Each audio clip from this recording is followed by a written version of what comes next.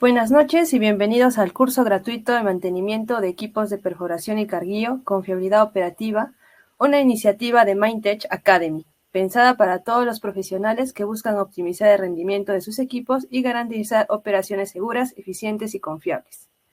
Antes de comenzar, queremos invitarles a que nos sigan en nuestras redes sociales, en Facebook, Instagram y TikTok como Mindtech, donde podrán encontrar información de valor y noticias y próximos cursos. También pueden visitar nuestra página web www.mindtech.com.pe para conocer toda nuestra oferta de capacitación y recursos gratuitos.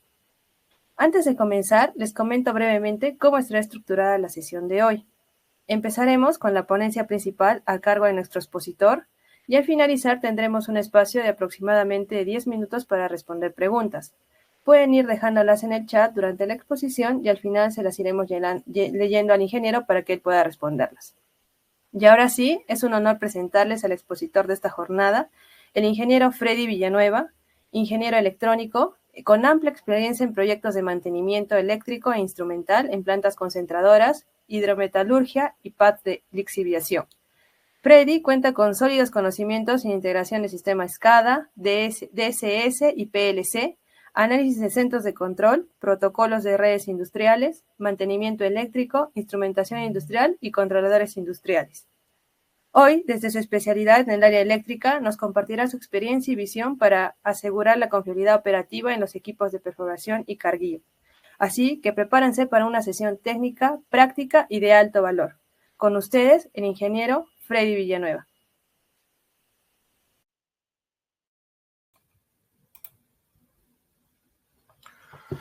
Buenas noches con todos, ¿qué tal? ¿Cómo están? Los saluda Freddy.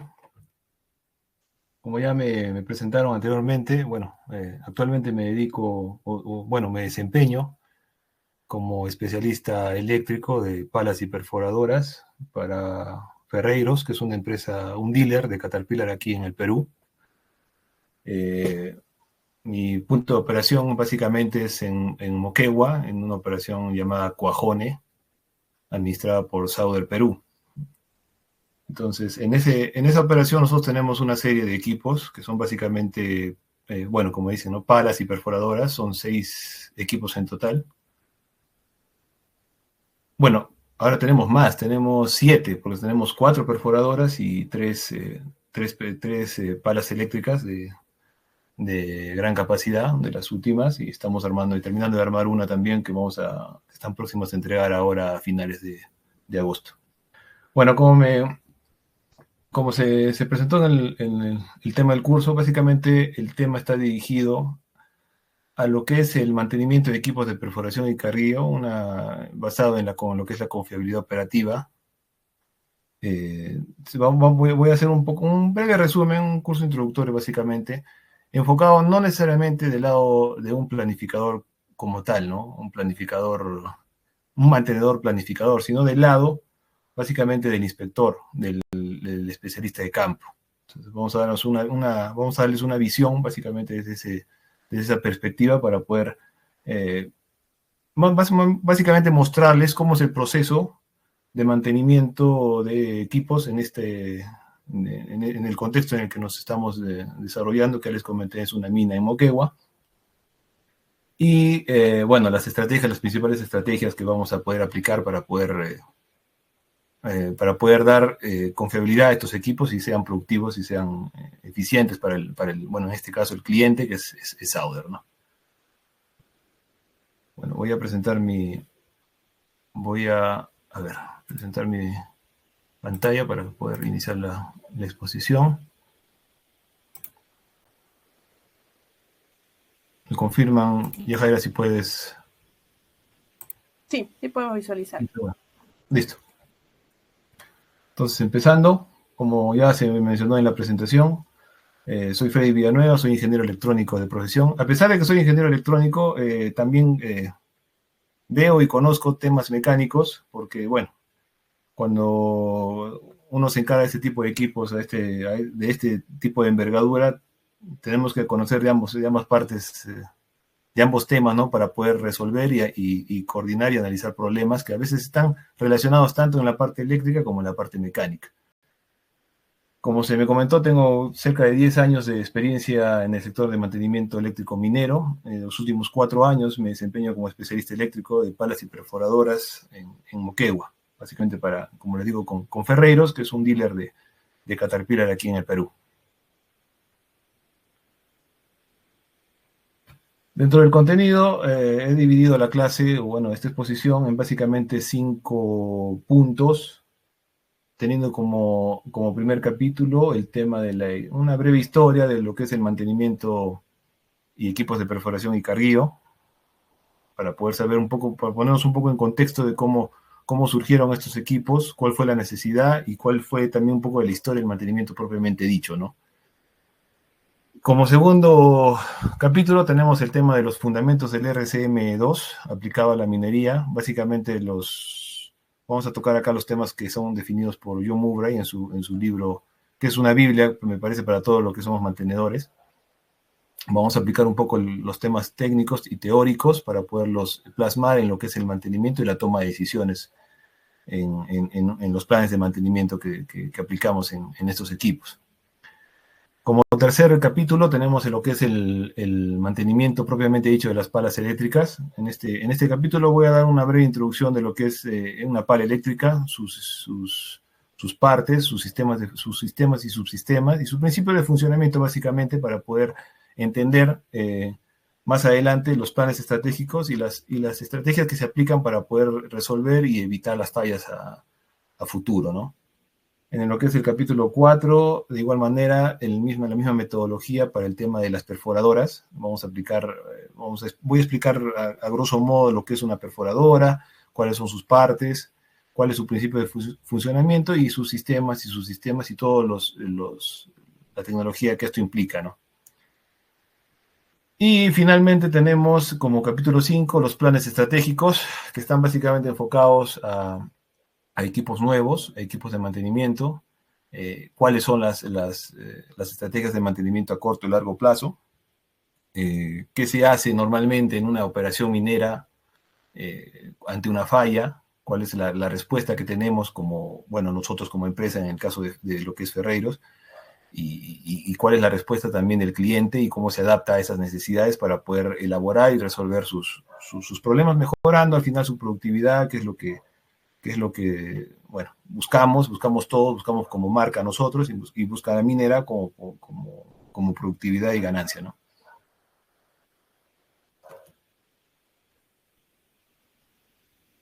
Listo, con respecto a lo que es la historia, el mantenimiento y los equipos de perforación y carguío, vamos a empezar un poco con lo que es la evolución del mantenimiento industrial.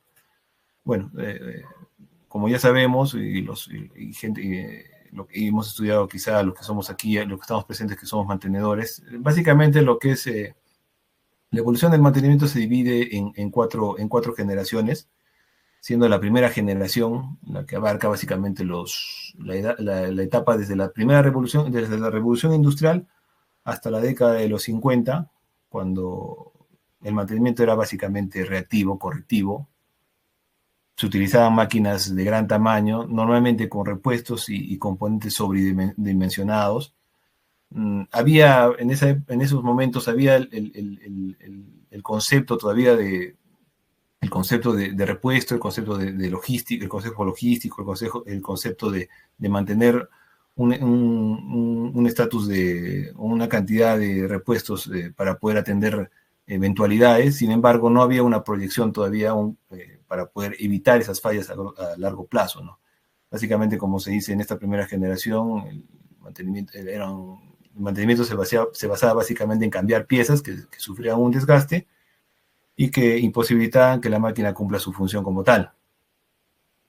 Esa fue la primera etapa o la primera generación de lo que es el mantenimiento industrial, donde se utilizaba básicamente esta primera generación o estos primeros pininos en lo que es el mantenimiento, en lo que es los generadores industriales que ya se ensamblaban en ese momento en Estados Unidos, los grandes molinos, los grandes barcos, por ejemplo en la época, en lo que es el Titanic, ¿no? Ya motores de ese calibre todavía se manejaban de forma reactiva y correctiva, más no se tenían planes de mantenimiento a largo plazo. No había todavía ese concepto, sin embargo ya ya se proyectaba para una nueva generación, que es básicamente la segunda generación, la que se dio desde la época de los 50 hasta los 60, donde ya se proyectó lo que es el término preventivo. O sea, ya la idea era adelantarse a la falla mediante inspecciones previas, planes de mantenimiento, cartillas de mantenimiento. Ya se cambiaban componentes que llegaban a sus horas por prevención justamente, y esto se vio muy ¿cómo se dice? Muy implantado en el tema de lo que es la aviación, porque en esa época, bueno, los aviones que salían, si bien es cierto, tenían todavía no era considerado uno de los medios de transporte más seguros, pero sí había accidentes, y normalmente un accidente, como todos sabemos, un accidente aéreo es básicamente un accidente fatal, no hay, tiene un impacto económico, social y cultural muy caro. Entonces ya se empezó a entablar el tema de lo que es la prevención en lo que es el cambio de componentes, con el fin justamente de evitar las fallas basadas en el tiempo, ¿no? Después tenemos lo que es la tercera generación, lo que básicamente ya está basada en lo que es la confiabilidad, donde se combinan estrategias de mantenimiento ya para tanto predictivo y proactivo, priorizando el análisis de fallas, de consecuencias y modos de falla. Ya aquí aparece nuestro amigo Jim Mowbray con su RCM2, por ejemplo, para podernos dar las facilidades, los conocimientos para poder evaluar una falla, pero sabiendo cuál fue su modo de falla y su causa raíz. Entonces, en esta generación ya, inclusive algunos dicen que esta es la generación, todavía continuamos en esta generación. Sin embargo, según Mowbray, hay una cuarta generación que es la que voy a nombrar a continuación, que es básicamente la generación basada en la excelencia operacional, que fue expuesta por lo que es el mantenimiento productivo total, que es el TPM, donde Toyota y la gente que desarrolló esta estrategia de mantenimiento, este tipo de mantenimiento, básicamente se enfocaban en la integración de todos los empleados, en la gestión de mantenimiento y la mejora continua, ¿no? Siendo los 8 pilares, básicamente los más importantes que nos dejaron para poder tener básicamente 0 averías, 0 defectos y 0 accidentes, ¿no? Aquí ya se enfocaba un poco más en lo que es el cuidado del medio ambiente, la persona, no es como en los casos anteriores donde básicamente se enfocaban a la productividad del equipo, a la máquina. Acá ya se enfocaban más pilares, como su nombre básicamente lo indica. Entonces, se desarrollaron este tipo de estrategias para poder mejorar la productividad de los equipos, siempre buscando al final la productividad de los equipos.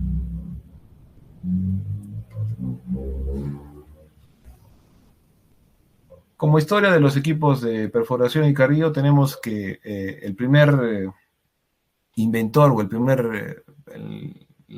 primer taladro o registro de un taladro eléctrico fue básicamente hecho por Arthur James Arnold en 1889, el cual era un ingeniero británico, claro, era británico-escocés, pero desarrolló esta tecnología en las minas de Australia, ¿no? Que en esa época estaban de moda, donde la gente iba y las principales vetas del mundo están asentadas en Australia, donde los mineros lo que hacían era esencialmente destruir la roca a pico y pala y con explosivos. Sin embargo, ya con el uso y la introducción de lo que es el taladro eléctrico, ya se mejoró esa productividad,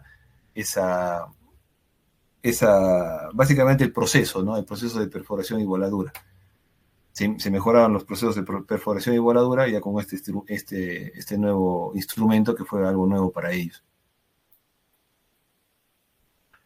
Después llega lo que es la era de las grandes máquinas, que es básicamente el siglo XX, donde durante los años 40 y 50 se comenzaron a desarrollar ya lo que es las perforadoras rotativas hidráulicas por nivelación y control, mejorando así la estabilización y precisión. O sea, quiere decir que ya empezamos a tener lo que es la primera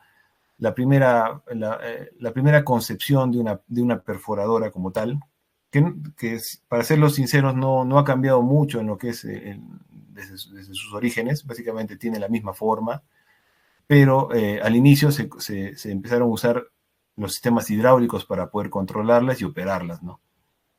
Después llegaron los años 50 y es donde se introdujo la primera perforadora eléctrica de gran diámetro, que era la 50R, que básicamente era una perforadora desarrollada por Bucerius en su momento, que lo hacía mucho más eficiente con respecto a los sistemas hidráulicos y mucho más confiable también. Además que el impacto y los costos de operación eran relativamente más económicos y eso también empezó a gustar, ¿no? Y la calidad y el tamaño de las voladuras también mejoró. Entonces fue un impacto tecnológico que realmente tuvo un impacto en lo que es la productividad de las minas en ese momento. Y finalmente tenemos lo que es la era de la perforación en la modernidad, que es lo que actualmente vivimos en el siglo XXI, donde las perforadoras, además de sus sistemas básicos de control, sus sistemas básicos de alimentación, tanto sea hidráulico o eléctrico, ya empezaban a implementar sistemas de automatización, como el uso de los PLCs, por ejemplo, ¿no? Los variadores de velocidad para controlar sus motores. Ya tenían más tecnología, ya empezaban a tener más tecnología, inclusive, como se ve en las fotos, bueno, la foto que aparece aquí en la primera perforadora es una perforadora de Caterpillar, del modelo MD6640. Este tipo de perforadoras ya trae las tecnologías proporcionadas por CAT, como es en su paquete de MineStar, como es el Terrain y el Command, ¿no? Para el tema de lo que es autonomía. Y el MineStar, que es básicamente todo lo que engloba este paquete, ¿no? Eso quiere decir que ya se nota un cambio en lo que es la perspectiva tecnológica de los equipos. Ya mejora, ya se puede hacer medible la productividad a distancia, ya se pueden tomar valores, se pueden medir cosas con más precisión dentro del equipo durante su operación. Los equipos también se vuelven más sostenibles, porque al ser eléctricos, definitivamente el consumo, el impacto al medio ambiente es mucho más bajo, ¿no? O sea, a comparación de las primeras perforadoras que básicamente funcionaban a diésel y con sistemas hidráulicos, estas ya empiezan a tener ya sistemas eléctricos de alta potencia, lo cual economiza y vuelve práctico el sistema de productividad, el sistema de perforación dentro de una mina, especialmente de una mina de tajo abierto, ¿no? Y finalmente tenemos lo que es la integración tecnológica, que es lo que les comenté, ya empiezan a tener ya sistemas de telemetría a distancia. En el caso de CAT tenemos estos de aquí, como vemos en el Command, el Terrain, el MineStar. Los otros fabricantes también tienen sus sistemas similares, pero que básicamente se enfocan en eso, ¿no? En poder recolectar la mayor cantidad de datos de un equipo durante su función, que es la perforación, midiendo una serie de parámetros para poder hacer cálculos, proyecciones, y básicamente poder medir cuánto es la capacidad del equipo como tal, ¿no? Entonces eso ya nos empieza a dar un mejor panorama de cómo un equipo, cómo poderle sacar todo el jugo a un equipo de este tipo, ¿no? Con respecto a la historia de lo que es las palas, tenemos la primera etapa, que fueron los precursores, básicamente las primeras palas a vapor, a finales del siglo XIX. Aquí en la primera foto podemos ver el primer prototipo de una pala, que es básicamente bajo el principio de palanca, ¿no? Y como vemos, y como vamos a ver a continuación y en las siguientes imágenes, básicamente el sistema no ha cambiado, su estructura principal sigue siendo la misma, ¿sí? Lo único que ha cambiado son los sistemas de alimentación, bueno, y ahora tienen más tecnología, pero básicamente su forma como tal se ha mantenido igual desde el siglo XIX hasta el siglo XXI. La que vemos aquí es el primer prototipo que se utilizó en Estados Unidos para el tema de apertura de caminos, básicamente cuando empezaron a hacer las carreteras en lo que es Estados Unidos, porque todos estos equipos básicamente se desarrollaron en Estados Unidos. En la segunda que vemos acá, por ejemplo, es una pala también a vapor, pero esta se utilizaba en lo que es el carbón entre Estados Unidos y Canadá, por eso es una pala de mayor envergadura. pero ya empezamos a ver ya trenes de rodaje, cadenas, ya empezamos a ver un poco más, una máquina más consolidada, ¿no? Más robusta para el trabajo que está haciendo y su capacidad también mejoró con el tiempo. Y la que vemos acá son ya las palas a vapor que fueron utilizadas durante la apertura del canal de Panamá. ¿Ya? Y se utilizaron un montón de palas, cerca de 20, 25 palas de este tipo, eh, para poder, imagínense ustedes, no poder prácticamente dividir un continente. Entonces la capacidad de estos equipos ya de por sí, por su envergadura, ya te va diciendo más o menos a qué nos estamos proyectando, ¿no? Después empezó el tema de lo que es la revolución eléctrica, la cual se dio a finales del siglo XX. Ya empezamos a ver, a separarse básicamente dos grandes marcas en lo que es Estados Unidos, lo que es Marion en, en sus palas eléctricas y lo que es la competencia en Buceiros, ¿no? De estas dos marcas, la que, bueno, persistió y perduró en el tiempo fue básicamente Buceiros, pero Marion tuvo palas emblemáticas durante ese tiempo. Básicamente hacía palas enormes, de gran envergadura, tan grandes como las palas actuales, con la iniciativa, con la novedad de que básicamente eran palas eléctricas, ¿no? Y siendo un método de energía muy eficiente y muy útil y muy, como les digo, muy aplicable a este tipo de equipos, porque poder manejar una pala de esta envergadura con combustible, con diésel, resultaría demasiado caro, ¿no? Entonces, como si ya se empezó a aprovechar el tema de los transformadores, las subestaciones y el tema eléctrico, ya podemos mejorar la eficiencia, mejoró la eficiencia de estos equipos para poder hacerlas más eficientes y más productivas.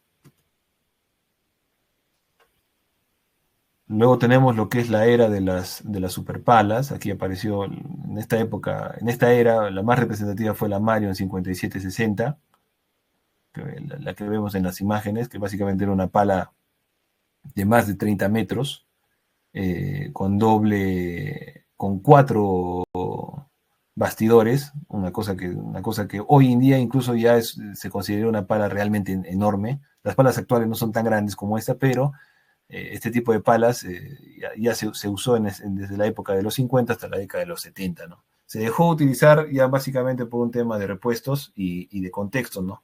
Quizá, y lo que vemos es el impacto que tenemos más adelante. Hay componentes, hay repuestos que ya dejan de ser eficientes, no necesariamente por su tamaño, sino por su aplicación, ¿no? Entonces, este tipo fue un fenómeno básicamente que afectó a este tipo de palas.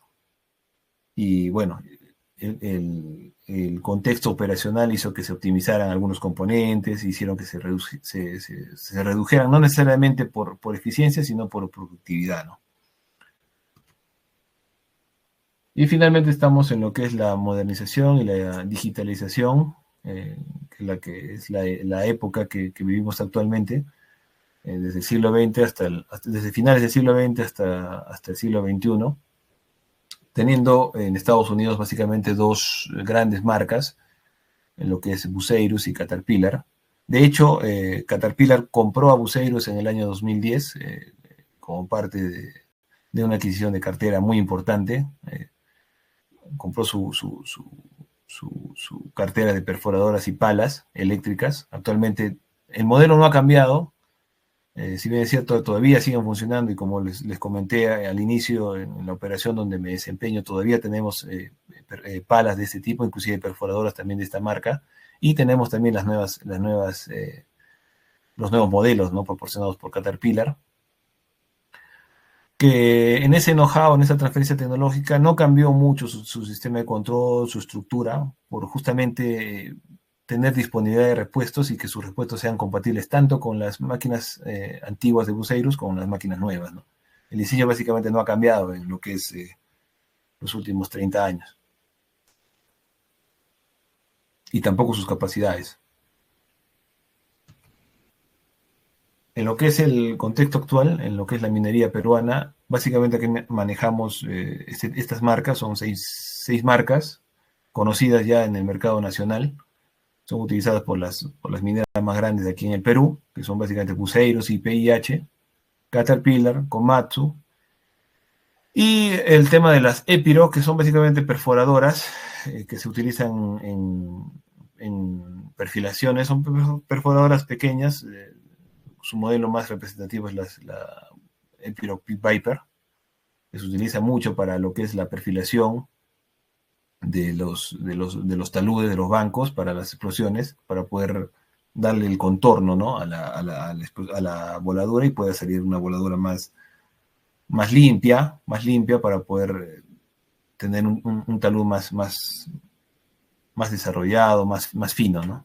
Y lo que es Hitachi, que también ha entrado con fuerza, básicamente palas en lo que es el norte del Perú. Es una marca que se usa mucho allá y que también es una muy buena marca, ¿no?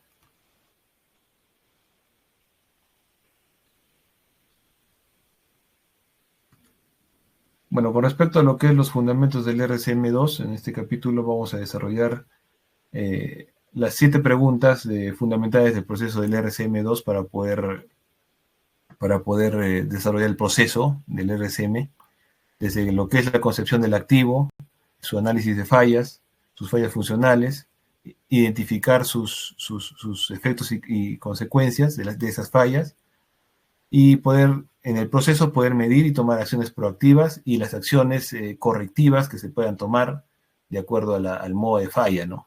Para este tipo de procesos, y poder encerrar este proceso, se necesita básicamente de actores que puedan contribuir a este desarrollo. Según Mowbray, tenemos en lo que es los actores del RCM2, que son básicamente los facilitadores, los ingenieros supervisores, los especialistas, los operadores, que tienen un impacto muy importante en lo que es la toma de decisiones y el análisis de fallas, y los supervisores operacionales, ¿no? Para poder desarrollar y tomar las acciones necesarias al momento de resolver o prevenir una falla, ¿no?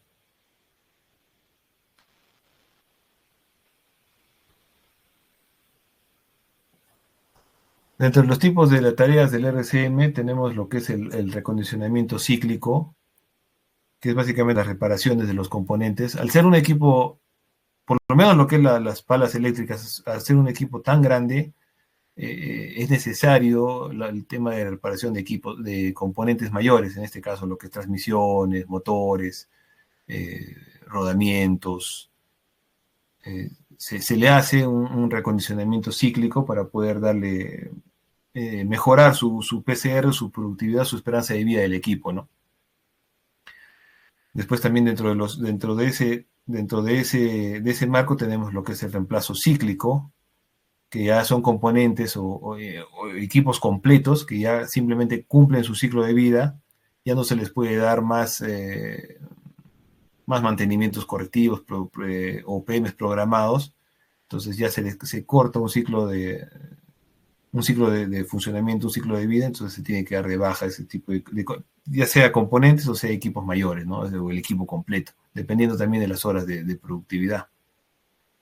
Tenemos lo que es el mantenimiento basado en la condición, que es básicamente el análisis predictivo que hace la gente de predictivo, la gente de monitoreo de condiciones, que mediante técnicas de mantenimiento predictivo, ya sea ultrasonido, sea medición de parámetros eléctricos, uso de NTDs, de instrumentos de sistemas no destructivos para poder analizar una falla, se adelantan a la falla mediante este sistema de mantenimiento basado en la condición, ¿no? Y tenemos lo que es acciones a falta de, búsqueda de la falla. El tema de rediseño también es un tema muy importante, que es básicamente la información que el dealer o el representante de la marca en la operación hace mediante sus reportes que se realizan en campo, ¿no? El levantamiento de información en campo, toda esa información se sube a un sistema, en este caso el sistema de Syscat, y lo que hace fábrica es rediseñar algún componente que en alguna parte del mundo está fallando con mayor cantidad de veces, ¿no? Con mayor recurrencia. Y bueno, en lo que es la marca, normalmente lo que realiza a nivel ya global es lanzar cartas de servicio, service magazine, para poder solucionar este tipo de fallas que ya son críticas en varios equipos. Entonces se realizan mejoras, se realizan actualizaciones a los componentes. Normalmente son reparaciones o actualizaciones que lo sume el fabricante para poder justamente darle mejor performance a su equipo, ¿no? Y está básicamente no hacer mantenimiento programado, que es cuando, bueno, un equipo no necesita, básicamente no necesita que le metan mano, ¿no? O sea, el clásico, digamos, si el equipo está funcionando, no deberíamos tocarlo. Con respecto a los criterios de selección de tareas, tenemos lo que es el tema de seguridad y medio ambiente, que es un tema muy importante que se toca hoy, especialmente en este tipo de equipos, donde tenemos movimientos básicamente muy pesados, muy grandes, que pueden ocasionar tranquilamente un accidente de gran envergadura, solamente por el hecho de sus componentes sean tan pesados, tan grandes. Entonces se tiene que tener una idea del impacto que puede tener en la seguridad, tanto del contexto operacional, de los componentes que se manejan, de los equipos que trabajan a su alrededor, como de las mismas personas que lo operan o le dan el mantenimiento, ¿no? Con respecto al medio ambiente, también tenemos un impacto, ya que al tener sistemas hidráulicos o sistemas de desgaste muy grandes, también producen derrames cuando hay equipos bueno, por ejemplo, un sistema hidráulico que pierde lubricante, o sea, todo este lubricante va al suelo y tiene un impacto en el medio ambiente, y no son pocas cantidades, son cantidades bastante grandes, ¿no? También tenemos que tener el criterio en lo que es operaciones y productividad, algo muy solicitado hoy en día por lo que es el área de mantenimiento, de operaciones mina, por ejemplo, que están enfocados básicamente en cómo operar un equipo de manera eficiente. Para esto también se les capacita a los operadores en técnicas de operación para poder dar los movimientos adecuados y precisos para poder cumplir un ciclo de cargueo eficiente, ¿no? Y por tanto tener una mejor productividad, que es lo que busca al final una mina. Tenemos lo que es las consecuencias no operacionales, y dentro de eso tenemos lo que es la clasificación de consecuencias, tanto sean ocultas, de seguridad, operacionales y no operacionales. Un tema importante también, el tema de lo que es la medición de los indicadores clave en mantenimiento. Se toca mucho el tema de lo que es el MTBF, el MTTR, la disponibilidad operacional y básicamente el costo de mantenimiento por tonelada movida, ¿no? Que es lo que interesa. Cuando un cliente de una minera, por ejemplo, compra un equipo de este tipo, de envergadura, con esta capacidad, lo que busca es que su equipo sea eficiente, ¿no? Y por ende le reditúe en lo que es el tema de costos. Entonces, tener un equipo disponible y un equipo que tenga un bajo tiempo en lo que es un MTBF bajo, entonces le va a generar un equipo más confiable, y por ende se va a traducir en lo que es productividad, que es básicamente lo que cualquier cliente busca. Con respecto a las funciones claves del mantenimiento minero, tenemos lo que es la preservación de las funciones del activo, que es básicamente lo que se busca en lo que es el mantenimiento. El equipo no puede dejar de operar. Este tipo de equipos, por ejemplo, lo que es minas, trabajan las 24 horas, 24/7, nunca paran, salvo en sus mantenimientos programados o sus cambios de guardia. Por ejemplo, en las mañanas y en las noches, hay un lapso donde, bueno, el equipo se para por básicamente cambio de operador, pero en teoría trabajan 24/7. Entonces, la función del mantenimiento en este caso es preservar la función de los activos para poder maximizar su productividad en el tiempo, reducir la variabilidad de los procesos y asegurar que la seguridad de las personas y del medio ambiente, ¿no? Como ya lo comenté anteriormente. y proveer información para decisiones de reemplazo o de diseño de los activos. Como les decía, el tema de la reportabilidad es muy importante. No solamente para que el área de mantenimiento mina tenga conocimiento de qué se puede hacer, y es más, hacen a veces reparaciones en mina, en campo, con diseños hechos por la misma mina. Sin embargo, el fabricante también tiene que estar enterado de este tipo de decisiones para poder mejorar y lanzar mejoras y diseños nuevos para poder distribuirlos a nivel mundial, ya con la certificación que te da el fabricante, ¿no?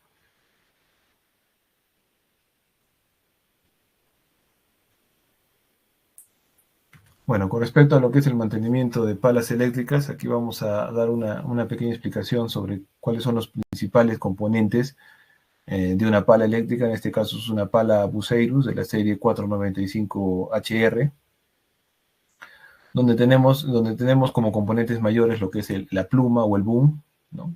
Es uno de los componentes más, es donde se ejerce toda la fuerza para poder hacer el empuje y el levante del material mediante el cucharón, que es un cucharón relativamente grande, ¿sí?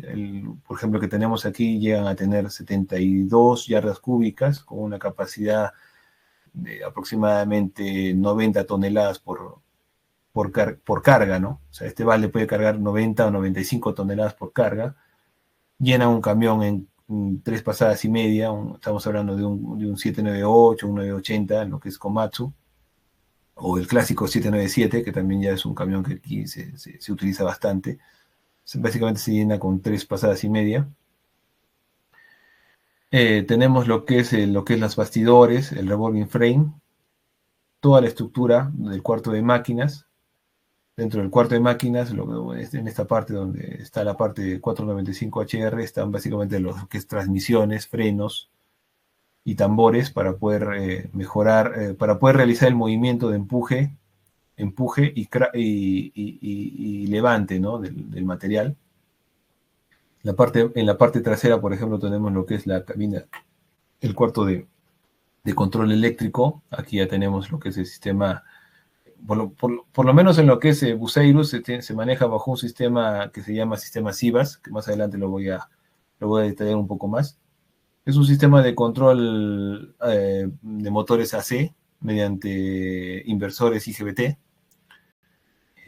para poder darle control en corriente alterna poder controlar de manera alterna un motor eléctrico, ¿no? De esta capacidad.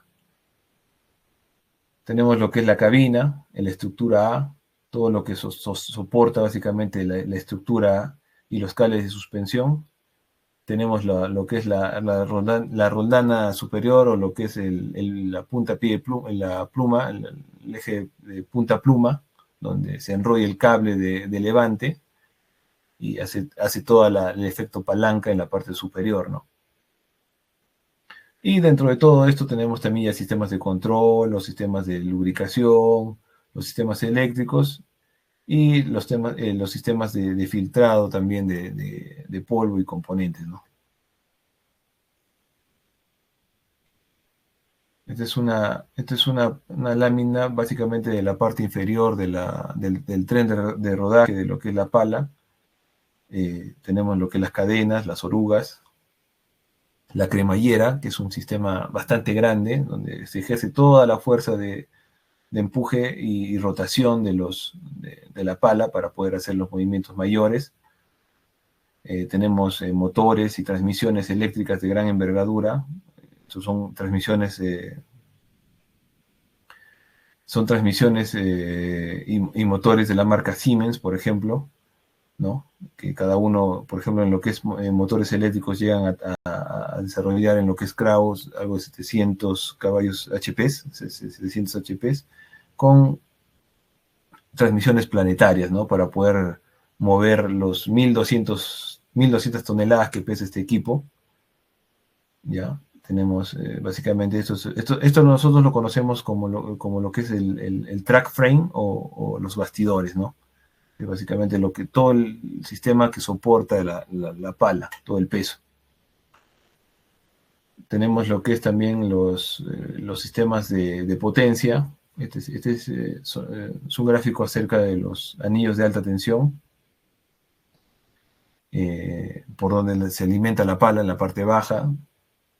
La pala, por lo menos esta pala se alimenta con 7200 voltios. Entonces, aquí en el Perú se considera alta tensión para poder mover estos equipos que son alimentados ya por transformadores y sistemas de control ya más complejos, ¿no? Esto, por ejemplo, es una gráfica acerca de lo que es el IGBT, digo, el sistema Sivas, el SKID Siemens de control de la pala. En lo que es en la gráfica de la izquierda podemos ver la ubicación. Básicamente ese es el punto naranja. En ese sistema de control basado en IGBTs, como les decía, en transistores IGBTs de potencia,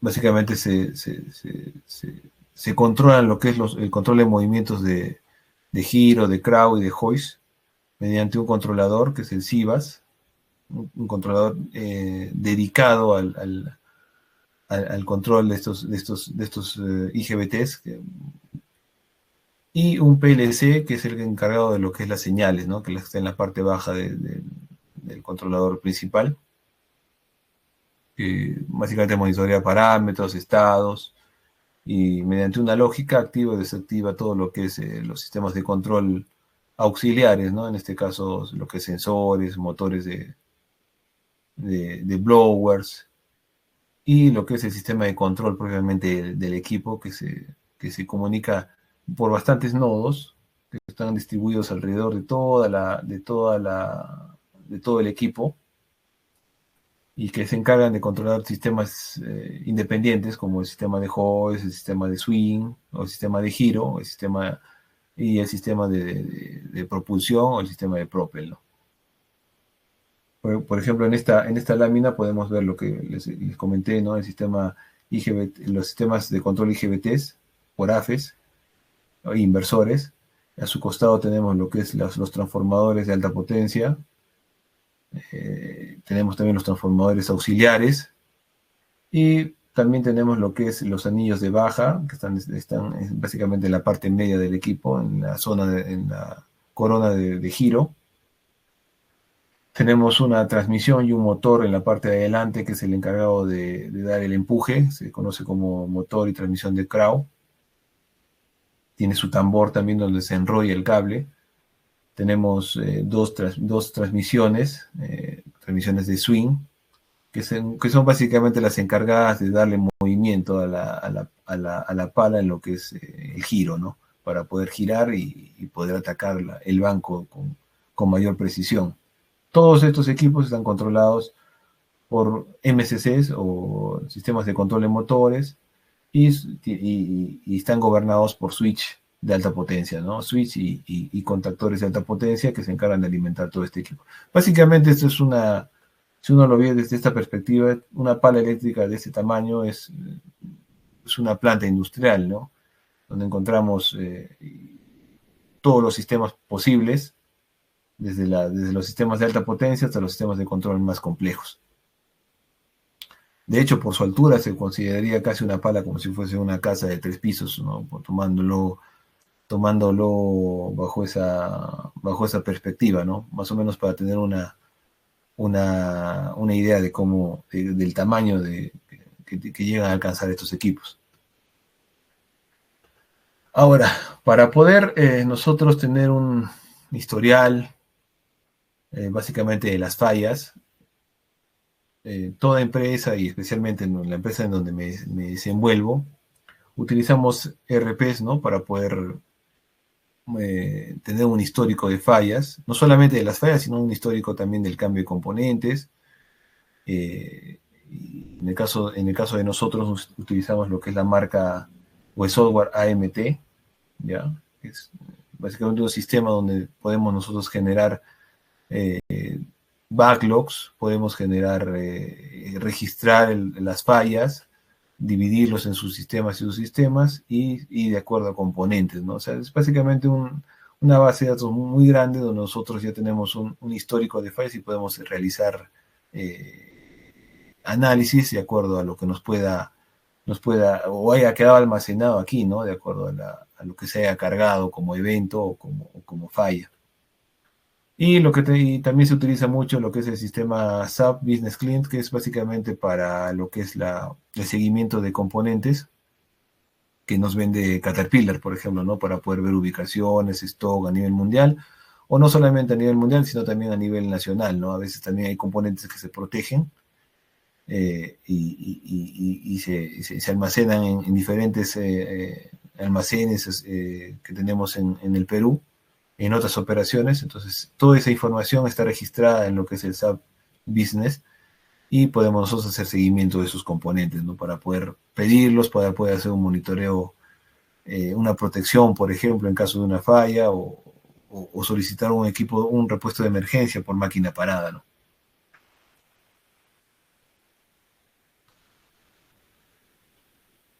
Esto es una foto básicamente en lo que vemos acá es una foto de lo que es el troubleshooting de una pala. Cuando uno entra al sistema al CIBAS, bueno, vamos a verlo más acá atrás, en esta parte, a ver si me permiten ver. A ver. Por ejemplo, si ven mi puntero, como les comentaba, ¿no? Esta parte de aquí es el sistema de control CIBAS, las tarjetas CIBAS, propiamente dicha, que son las que controlan todo lo que es la etapa de potencia. Pero acá abajo tenemos un PLC. Un PLC que se encarga de controlar todos los sistemas alternos, señales, y básicamente el sistema de control, ¿no? Los contactos. Y acá, bueno, acá no se llega a ver, pero tenemos una pequeña pantalla, ¿ya? Que está gobernada básicamente por una computadora de servicio, bueno, nosotros le llamamos MPL, que es una computadora de servicio donde está instalado el software propietario del sistema de control, en este caso el SIMATIC, que se utiliza porque es un PLC Siemens, y están instalados también las pantallas HDMI o el sistema WinCC, que es el que conversa con esta marca para poder ver el historial de fallas de acuerdo a su troubleshooting. Esta es una forma de ver, por ejemplo, el historial de fallas que tenemos en el equipo durante una jornada, por ejemplo, pero tenemos bastantes más opciones para poder ver acá, desde señales, estados, la manera en que opera el sistema, podemos verlo desde aquí. Y bueno, aquí tenemos una foto de cuando ocurre un evento, por ejemplo, un correctivo en una pala, todo lo que, y todo lo que incluye, ¿no? O sea, todo el personal que está involucrado, tanto mecánico, eléctrico, tiene que ir al momento a tratar de solucionar el problema. ¿Por qué? Porque ya sabemos que con la criticidad de este tipo de equipos en una operación minera es muy alta. Básicamente su hora de operación o su hora de inoperatividad resulta bastante cara por la capacidad de material que se mueve en el Perú. Por lo menos en la operación donde me desenvuelvo, y esto también teniendo como factor la ley de cobre y la productividad, básicamente oscilan entre los 10.000 y 15.000 dólares por hora de equipo parado, ¿no? Eso es lo que le cuesta a Mina tener una pala. Entonces, por eso es que cada vez que un equipo de esta capacidad para, el contingente de gente que se aproxima y que ayuda a solucionar el problema es bastante grande, ¿no? Hay de todas las especialidades y con todas los instrumentos, las herramientas necesarias para poder dar operativo a este tipo de equipos. No en todo sitio tampoco es así. Por lo menos en esta minera tienen esa política ante cualquier falla, básicamente dar todo el contingente de gente que pueden enviar para poder reparar. En otras operaciones no es de esta manera. Básicamente ya son de acuerdo al criterio y al plan de mantenimiento que apliquen y al contexto también que manejen, ¿no? No todos manejan los mismos tipos de contrato, no todos manejan la misma cantidad de gente, ni la misma modalidad, ¿no? de atención. Ahora, para poder nosotros desarrollar un análisis de modo o de efecto y falla, que es básicamente una MEF, tenemos que poder saber distribuir o diferenciar lo que es los componentes y los sistemas y sus sistemas principales, ¿no? Aquí, por ejemplo, tenemos un pequeño ejemplo de cómo se realiza una MEF, un análisis de modo de falla, un análisis de modo y efecto de falla, dividido en los sistemas principales de la pala, ¿no? Lo que es el sistema de empuje mecánico, el sistema de levante, el sistema de propulsión, el sistema eléctrico de control, el cucharón y el sistema eléctrico de potencia, ¿no?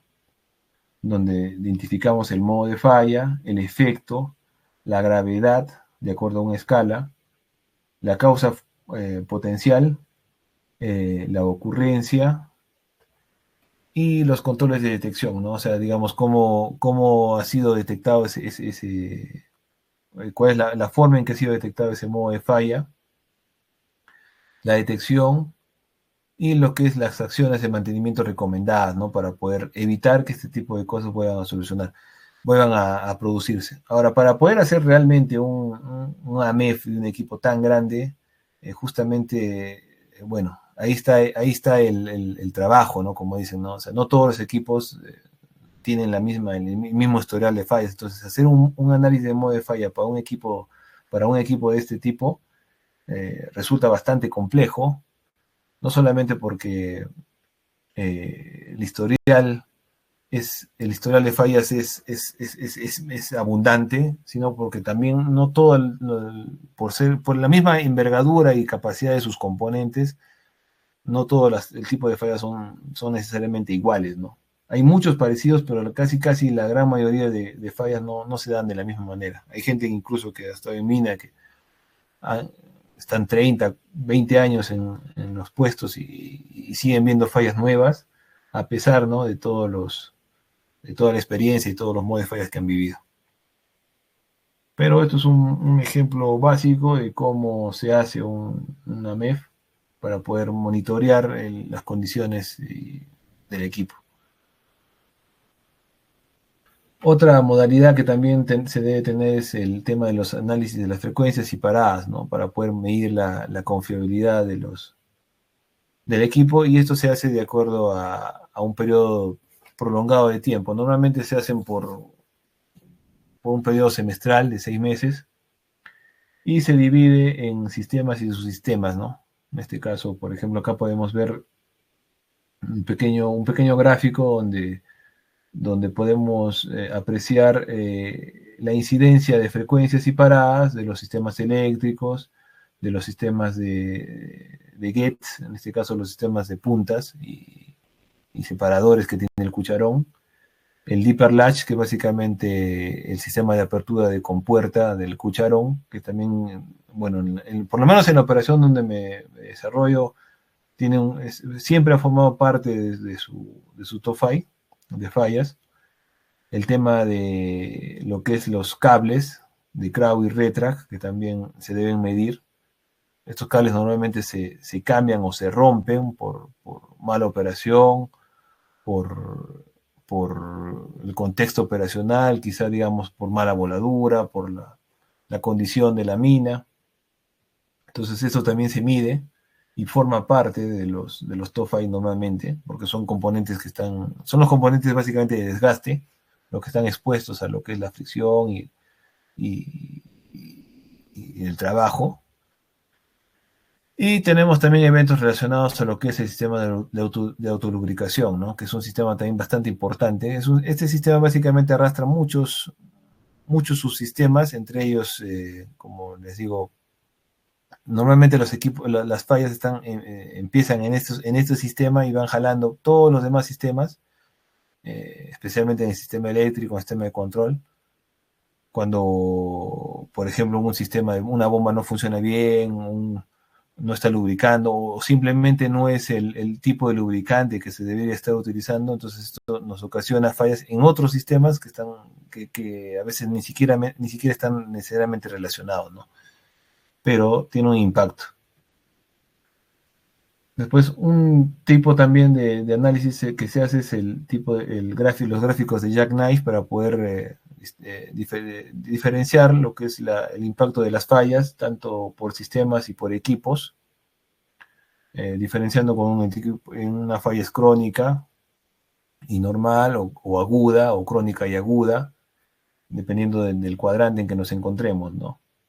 Este tipo de gráficos, por ejemplo, se utiliza mucho para poder realizar planes de acción a futuro, ¿no?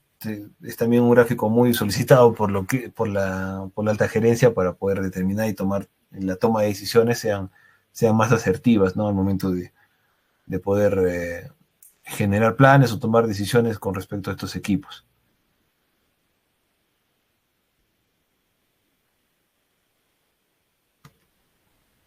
Con respecto a lo que es el mantenimiento de las perforadoras, bueno, aquí en este gráfico podemos ver básicamente la distribución típica de una perforadora Bucyrus, desde su modelo 49HR R3 hasta la nueva perforadora de Caterpillar, que es la MD6640, que básicamente utiliza la misma plataforma. No ha cambiado en ese aspecto, salvo el sistema de compresión de aire, que bueno, anteriormente era de una marca Leroy, ya, y con el tiempo han migrado a lo que es las nuevas perforadoras con la marca Suleir. Pero básicamente el sistema es similar. Tenemos un sistema central gobernado por un compresor de aire, con un tanque de separador de aceite y aire. Tenemos un motor eléctrico que mueve este compresor, y a su vez también mueve un sistema de bombas hidráulicas, que vendría a ser todo el sistema hidráulico, que gobierna todo lo que es el sistema de propulsión, el sistema de levante de mástil, todo lo que está relacionado al tema hidráulico, ¿no? Que es básicamente el mástil, la llave de quiebre, y como les indiqué ya, el sistema de propulsión. No tenemos, por lo menos en lo que es movimientos de propulsión o de propel, todo es hidráulico, ¿no? Ya vamos a empezar a ver más que todo en los sistemas eléctricos, en lo que es básicamente, o propiamente dicho, el sistema de rotación y empuje, que es, vamos a verlo, bueno, el sistema de rotación y empuje que están instaladas en el mástil, ¿no? Que es el que hace básicamente el trabajo para poder hacer la perforación.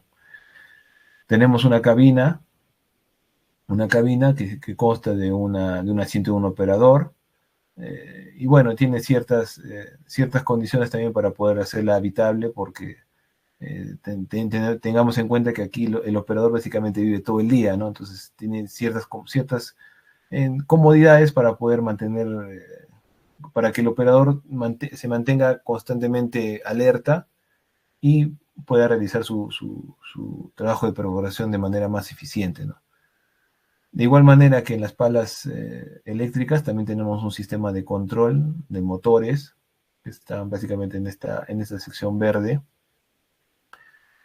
donde tenemos gabinetes enfocados netamente a lo que es el sistema de hoist y pull down, lo que vendría a ser el motor de empuje y levante, el que hace que hace que la broca asiente contra el suelo y empieza a generar el hoyo. Y el sistema de control de rotación, ¿no? Que es el sistema el que genera las revoluciones para poder iniciar el sistema de perforación. Todo esto gobernado también por un PLC, que en los modelos antiguos, por ejemplo, en lo que es la 49HR y la 49R3, que todavía era de Bucyrus, se gobernaba por la marca Siemens, o actualmente las nuevas perforadoras ya vienen en lo que es la marca Allen Bradley. Sin embargo, la lógica es la misma, simplemente se hace una migración, porque esta migración lo hace el fabricante, entonces lo adapta a su necesidad y migra básicamente la misma información, solamente cambiando de equipo o de fabricante. Porque no, en este caso, Caterpillar no fabrica todos los componentes, Caterpillar solamente fabrica, bueno, Caterpillar ahora y Buceros en su momento fabricaban básicamente lo que es componentes mayores, pero sin embargo el sistema de control es fabricado por terceros, ¿no? Aquí, por ejemplo, podemos ver lo que es los motores principales, el motor de rotación, los que están marcados en azul. Este es el motor de rotación, que es básicamente el que hace girar el barreno mediante una transmisión y un acople. El barreno es esta parte de acá, básicamente es todo este poste que embona el bit o la broca de perforación. Y aquí en la parte de arriba tenemos lo que es el motor de hoist y la transmisión de pull down, ¿no? De hoist y pull down, quiere decir la que hace el movimiento oscilante de subir y bajar todo el carro de perforación de forma vertical y ejerce básicamente toda la fuerza, ¿no? Aquí en esta parte, por ejemplo, podemos ver todo lo que es los sistemas principales, como ya les comenté, todo esto de acá es el sistema de mástil. Aquí tenemos la cabina. De igual manera también tenemos un sistema de cadenas, ¿no? Es el mismo que utiliza el sistema de orugas de una retroexcavadora 320. Tenemos un mástil, un brazo que se encarga de la elevación y el descenso del mástil. Y tenemos varios sistemas hidráulicos que se encargan de básicamente nivelar la perforadora para poder darle la optimización durante la perforación, ¿no? De igual manera, para este tipo de equipos también utilizamos lo que es el AMT para el sistema RP de fallas, y nuestro histórico de fallas y generación de backlogs, y lo que es el SAP para poder monitorear lo que es repuestos, ya sea a nivel Estados Unidos o a nivel nacional, ¿no? De igual manera, este es un pequeño ejemplo de cómo se desarrolla un AMEF para lo que es las perforadoras. Tenemos lo que es el sistema mecánico, teniendo siempre en cuenta los sistemas principales, ¿no? El sistema de perforación mecánico, que es básicamente los rodamientos, los engranajes del sistema de transmisión, el mástil, el sistema de propulsión, el sistema de PLC, el sistema de control, el barreno y el sistema eléctrico en general, que es básicamente lo mismo que se comentó en lo que es la pala, teniendo siempre lo que es el componente, el modo de falla, el efecto de la falla, la gravedad, el potencial y las acciones, ¿no?, de mantenimiento recomendadas. De igual manera también este sistema se va alimentando constantemente de acuerdo al equipo que estamos analizando. No todos los equipos ni todas las perforadoras tienen la misma respuesta o el mismo historial de fallas. Hay algunas que fallan por una cosa y otras que fallan por otro tipo de sistemas, otro tipo, ya sea por el contexto, ya sea por la marca, ya sea también por el tiempo el tiempo de operación. Entonces, básicamente el sistema, los análisis AMEF, como le indiqué también para lo que es la pala, son exclusivos de cada componente y de cada equipo en este caso, ¿no? De igual manera que en las palas también tenemos un análisis de frecuencias y paradas para poder determinar nuestro top 5 de análisis y poder hacer un correcto análisis de fallas y poder atacar de acuerdo a este análisis el sistema que está fallándonos más, ¿no? Para poder tener un mejor plan de mantenimiento, poder desarrollar un plan de mantenimiento específico para cada sistema o subsistema. En este caso, por ejemplo, este análisis se hizo eh, desde febrero a julio, con 6 meses básicamente de, de datos, donde en una perforadora de este tipo, el sistema eléctrico es uno de los que más impacto tiene, básicamente por su frecuencia, por la frecuencia de paradas, afectando nuestra confiabilidad. Tenemos también eventos en lo que es el sistema hidráulico o el sistema hidráulico Power Pack, igual por fugas, relacionados a fugas, a mangueras, a sobrepresiones. Tenemos también impacto en lo que es el sistema del compresor de aire, que es un compresor que también, aparte del sistema hidráulico, también tiene un sistema hidráulico propiamente dicho del compresor, que también representa el top 3, por lo menos en lo que es en los modos de falla en estos equipos. Tenemos también el tema de lo que es el frame, o básicamente la estructura principal, que abarca todo lo que es los bastidores, los bastidores, las plataformas. A veces tenemos descarrilamientos de las zapatas, rotura de zapatas, fisuras. Todo esto también representa el cuarto lugar en lo que es el top 5 de fallas. Y tenemos también eventos en lo que es la cabina del operador, que son básicamente relacionados al sistema de control. A veces los joysticks, por ejemplo, no funcionan, o no mandan la señal adecuada. Tenemos problemas en las pantallas del operador, o el mismo sistema de aire acondicionado, ¿no? Todo lo que está relacionado a la cabina del operador tiene un impacto también, y por ende se tiene que medir. De igual manera, aplicamos lo que es el diagrama de Jackknife para poder tomar decisiones y aplicar los planes de mantenimiento adecuados de acuerdo al equipo o al sistema en que nos esté afectando más, ¿no?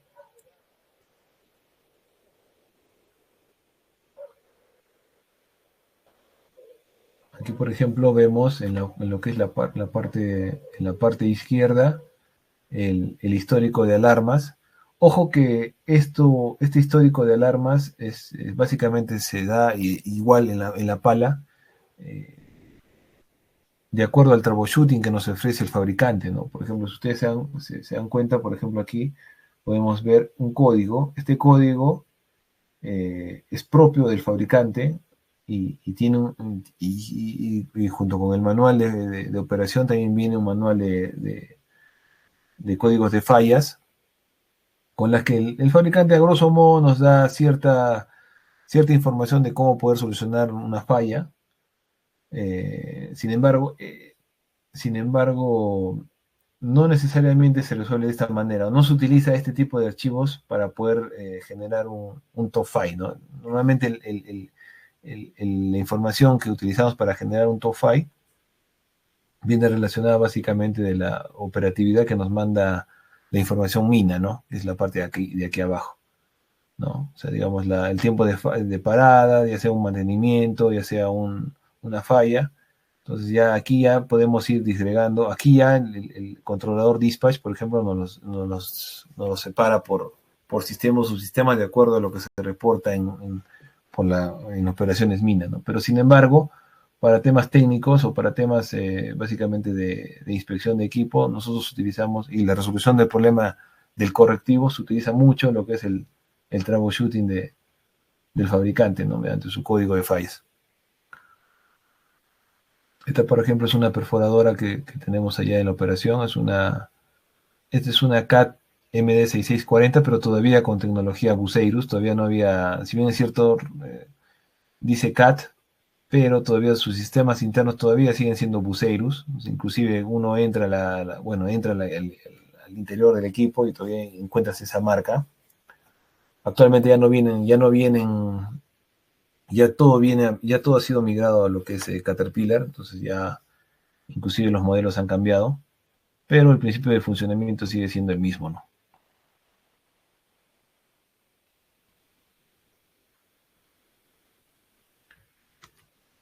Bueno, finalmente tenemos lo que es el capítulo 5, lo que es los planes estratégicos aplicados a este tipo de equipos.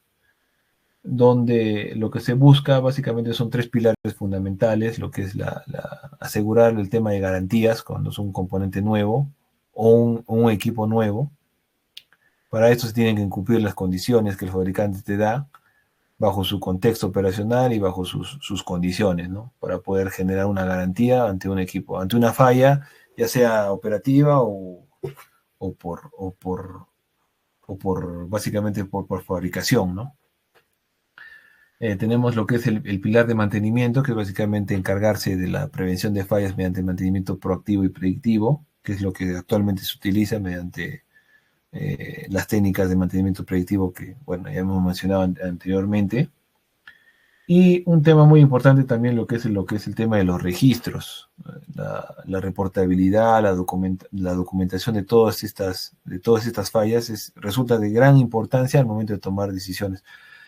Y es un factor que a veces no se toma muy en cuenta, ya que muchas veces se ha dado casos de que ha habido equipos que han entrado en falla y se han reparado, se han solucionado los problemas en campo, pero no se ha tenido registro de qué se hizo en ese evento o simplemente no se registró el evento. Entonces esa información a veces nos genera una mala información y una mala perspectiva al momento de solucionar una falla, ¿no? Quizás, digamos, nos hace hacer retrabajos para poder solucionar fallas que se han podido solucionar con anterioridad o ya han sido resueltas con anticipación. Sin embargo, como al no tener un registro, bueno, nos quita tiempo, nos quita recursos y por ende tiene un impacto dentro de lo que es los KPIs, ¿no? De productividad y disponibilidad del equipo.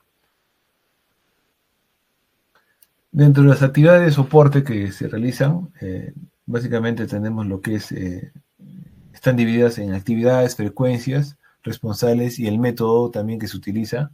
Dentro de lo que es la actividad tenemos lo que es la inspección visual integral, que es básicamente ir al equipo y observarlo in situ, ¿no? Tener una vista bastante fina para poder detectar alguna falla, que es alguna condición, falla o condición que se puedan presentar a simple vista. Normalmente se hace con una frecuencia cada 48 horas. Hay responsables de esto, que en este caso son los especialistas mecánicos, también los eléctricos y los técnicos de mantenimiento. Y dentro del método utilizamos lo que es la inspección de rutina, utilizando el Caninspec. Caninspec es un software web que básicamente lo que hace es generar reportes mediante fotografías que toma la gente en campo y genera reportes en tiempo real, en el cual es subido a una plataforma de Caterpillar y con eso se tiene un histórico en los servidores de Caterpillar, ¿no? Es una herramienta muy, muy importante, muy utilizada. Se está empezando a utilizar, de hecho, en los últimos tiempos, para poder generar nosotros reportes y que CAT y el fabricante estén enterados de las condiciones de los equipos y de todos los equipos que tiene a nivel mundial, y con él poder generar mejoras, poder generar planes de mantenimiento, a pesar de que básicamente el fabricante lo que hace es generar mejoras, ¿no? Mejoras o cambios de componentes. Generalmente los planes de mantenimiento no los genera el fabricante, sino la misma operación o el mismo usuario, ¿no? Después tenemos lo que es análisis de rendimiento operacional, que es básicamente medir los ciclos de trabajo, analizar los tiempos de ciclo para diferentes condiciones de excavación y poder identificar los cuellos de botella, ¿no? Y las ineficiencias que hacen que nuestro equipo, por ejemplo, no produzca lo que tenga que producir. Esto normalmente se hace con el equipo en operación cada 48 horas. De igual manera están involucrados los especialistas mecánicos, eléctricos y los técnicos de mantenimiento. Y como les mencioné, este tipo de método se utiliza en el monitoreo en campo, ¿no? Con el equipo en operación, que es básicamente estacionarse al frente del equipo y empezar a medir visualmente y con cronómetro y con videos cuánto está cargando, cuánto tiempo se está demorando y con eso poderlo plasmar en una tabla y poder sacar un cálculo, ¿no? Y bueno, también tenemos lo que es reporte de salud del equipo, que es generar informes de forma periódica para poder ver el estado general, en este caso de la pala. De igual manera se hace con los equipos de perforación. Esto ya tiene un ciclo un ciclo de frecuencia un poco más alargado, se hace semanalmente, cada 15 días. Lo hacen generalmente los especialistas y todo esto también se hace mediante plataformas web, que en este caso son el Power BI, que se llena mediante la descarga DISPAS o los Excel que nosotros llenamos y es plasmado en un Power BI para poder sacar gráficos, tendencias. Y el sistema DARIS, que es un sistema propio de Ferreiros, que es un sistema de monitoreo a distancia, que lo desarrolla Ferreiros como tal, que básicamente es recepcionar todas las señales importantes, las señales básicas y de salud del equipo, como dicen, las señales vitales, que están relacionadas a lo que es las temperaturas, los torques, las corrientes, las potencias, todos los parámetros medibles, tanto en la parte mecánica como eléctrica, todo eso se plasma en una plataforma web y nosotros lo podemos monitorear, o se puede monitorear a distancia, tanto nosotros como el cliente, y en función a eso podemos tomar decisiones o por lo menos podemos analizar qué sucedió momentos antes y después de la falla, ¿no? Porque nos da esa facilidad.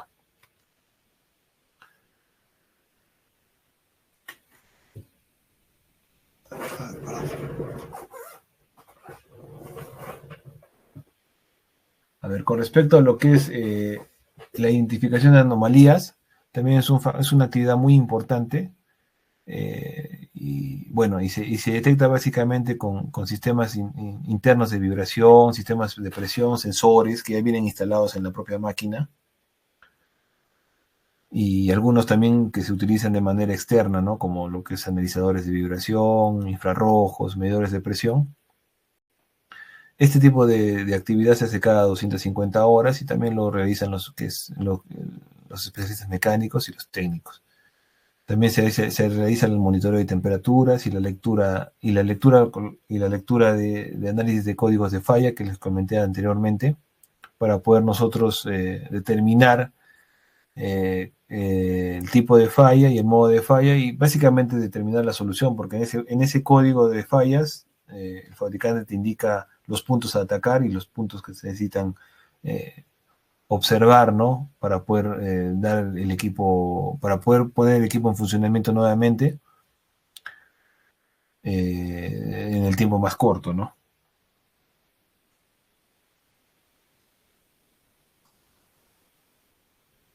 En lo que es el ajuste y resolución de problemas, tenemos lo que es la corrección inmediata y lo que es la corrección y lo que es la planificada, que es básicamente los tipos de mantenimiento, ¿no? Los correctivos y los proactivos, ¿no? Mediante la calibración de sensores, el ajuste necesario de bombas, el ajuste de límites operacionales. Básicamente en esta etapa se hace el tema de calibraciones de los sistemas principales de control. Lo hace normalmente los especialistas y se utiliza el manual de código de fallas para poder calibrar esto y darle la mejor performance al equipo o en su defecto poder ponerlo en funcionamiento, ¿no?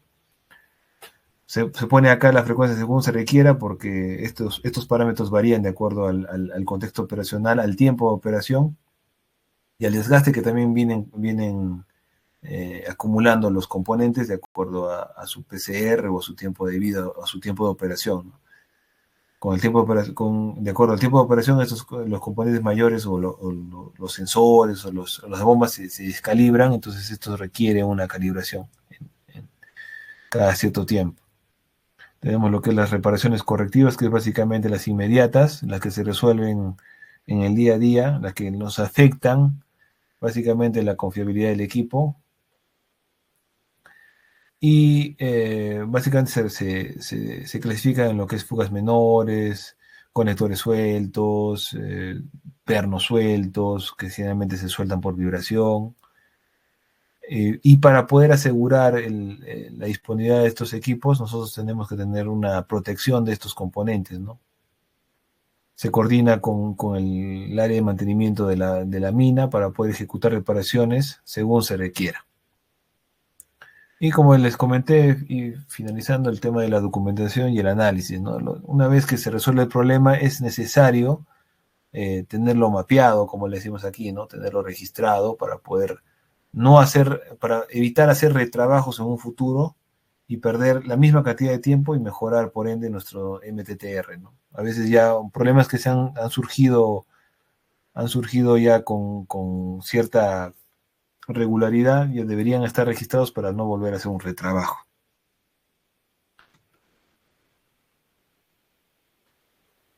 También tenemos actividades relacionadas a lo que es la termografía y pruebas de aislamiento en lo que es tableros y motores eléctricos principales. Esto lo hacen básicamente los técnicos y con apoyo del especialista eléctrico.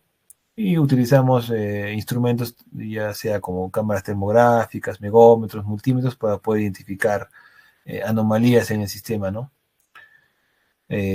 También se realiza una actividad que es la revisión estructural, que es parte de que básicamente se revisan lo que es los cordones de soldadura, los ajustes de los planos de anclaje, y como método utilizamos los ensayos NTD o los líquidos penetrantes o simplemente de manera visual, ¿no? Que cuando ya se da algún defecto en un material, ya sea por un tema de fatiga,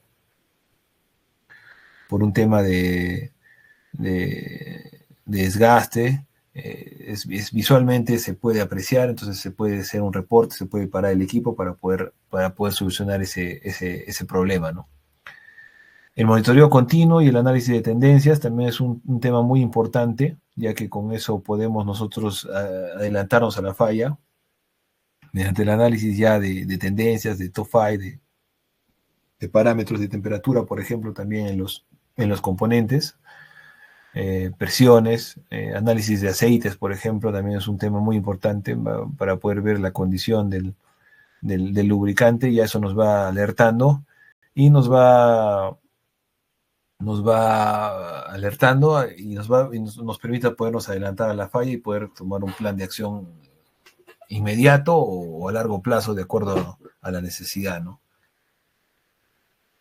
Y finalmente también tenemos lo que es las actualizaciones técnicas, que es mantener al cliente, en este caso a la minera, actualizado sobre las últimas actualizaciones, ya sean de software o también de materiales o de servicios mediante boletines de servicio, mejores prácticas o inclusive componentes nuevos que vienen con mejoras, ¿no? Que justamente mejoran la productividad del equipo, y pueden ser revisados mediante el sistema SysCAD, que es una plataforma web que Caterpillar proporciona para poder identificar números de parte, mejoras, service letter, Service Magazine, por ejemplo, o también procedimientos básicamente de mantenimiento que también a veces carga el fabricante y podemos revisarlo y se actualiza mediante estas actualizaciones técnicas. Con respecto a lo que es informes y seguimiento, para poder tener un correcto mapeo de todo lo que es la condición o el estado de nuestro componente, se deben seguir los 5 pasos fundamentales, que es básicamente un reporte mensual técnico operativo, donde se realizan actividades de mantenimiento, donde se resumen las actividades de mantenimiento, los hallazgos y las recomendaciones, informes de cierre semestral y anual, donde mediante tendencias podemos nosotros mejorar las condiciones críticas y poder alertar al cliente o al fabricante sobre alguna condición de los equipos y adelantarnos a la falla. El punto 3 también está relacionado a lo que es la base de datos, lo que les comenté antes, básicamente la entrega de fotografías, la entrega de mediciones, certificaciones, de inspección, todo eso tiene que estar mapeado, debe estar archivado para poder nosotros tener un histórico y poder utilizarlo como una base de datos confiable. Tenemos lo que es la aplicabilidad de las garantías, de acuerdo al PCR y a la condición del componente o en la misma máquina, el fabricante aplica garantías bajo sus componentes por fallas operacionales o por fallas de producto. Entonces, es bueno tener estos términos y condiciones bastante claros para poder eh, ahorrar básicamente costos de mantenimiento y productividad, ¿no? Porque sabemos que nos falla un componente, el cambio de un componente específicamente de este tipo de máquinas que son las palas y perforadoras, no son componentes baratos, ¿no? Entonces tampoco lo que es garantías, al cliente le conviene que esta aplicabilidad se dé para poder ahorrar costos de manera sustancial, ¿no? Y lo que es finalmente la comunicación formal con el fabricante para poder notificar inmediatamente al fabricante y a su centro de servicio autorizado sobre alguna condición y poder dar solución inmediata al problema, ya sea de manera técnica, reparando el componente en sitio, o de manera logística, poder resolver que el componente esté en la operación lo más antes posible. Entonces, pero para esto el fabricante tiene que tener conocimiento. Un factor importante también para la toma de decisiones con respecto a los planes de mantenimiento es el seguimiento de los componentes, ¿no? Es bueno siempre tener el estado de los componentes, tanto mecánicos como eléctricos, clasificados de acuerdo a su condición, ¿no? Por ejemplo, debemos tener mapeado lo que es siempre lo que es el stock, las actualizaciones, como vemos aquí, el stock tanto del cliente como del fabricante como del mismo dealer, sus PCRs. PCRs les decimos a las horas operativas que tiene un componente, básicamente el tiempo de vida que puede durar un componente, ya sea mayor o menor. Todo componente tiene un PCR. Y la condición, ¿no? Saber en qué condiciones están o qué componentes o qué componentes mayores presentan una condición. Por eso es que esta información es importante tenerla siempre mapeada para poder tomar la decisión más adecuada. De igual manera, en lo que es básicamente los sistemas eléctricos, tienen la misma respuesta. También, también se tienen PCRs en lo que es componentes eléctricos. Se tiene que hacer un mapeo de la condición de los componentes. Hay algunas mejoras, por ejemplo, que el fabricante lanza y que el cliente debe tener conocimiento para poder hacer la actualización. Y como le digo, también los componentes críticos en el sistema de control, por ejemplo, en el sistema de la pala, como les comenté, el sistema Skid Siemens, el fabricante, por ejemplo, te asegura, normalmente te asegura soporte bajo estos componentes críticos por un largo periodo de tiempo. En este caso, por ejemplo, según este ticket, lo asegura hasta el 2031, ¿no? Eso quiere decir que hasta el 2031 puedan tener soporte para poder pedir componentes nuevos, repuestos o actualizaciones en el software. Esto, por ejemplo, es un tema muy importante al momento para poder asegurar productividad y continuidad del equipo, ¿no? La aplicación de mejoras, que es básicamente la que nos proporciona el fabricante, de acuerdo a todos los registros que se hacen, que se dan a nivel mundial, a todos los reportes que generan todas las operaciones, todos los dealers. Entonces, de acuerdo a estos reportes, el fabricante va generando mejoras a componentes críticos y por ende va a mejorar su condición, va a mejorar su productividad y todos los indicadores de KPIs relacionados a esto, ¿no? Con respecto al plan de monitoreo, que también se sabe aplicar, se utilizan software especializados para análisis de datos, recopilación e identificación de tendencias y patrones. Se tiene que identificar también y segregar mediante la taxonomía la criticidad de los componentes para poder nosotros tomar la mejor decisión al momento de realizar un plan de mantenimiento.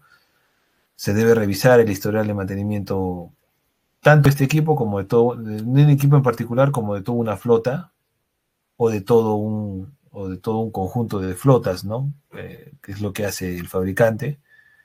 Se debe tener un adecuado inventario de componentes críticos mayores y menores para poder atender el equipo.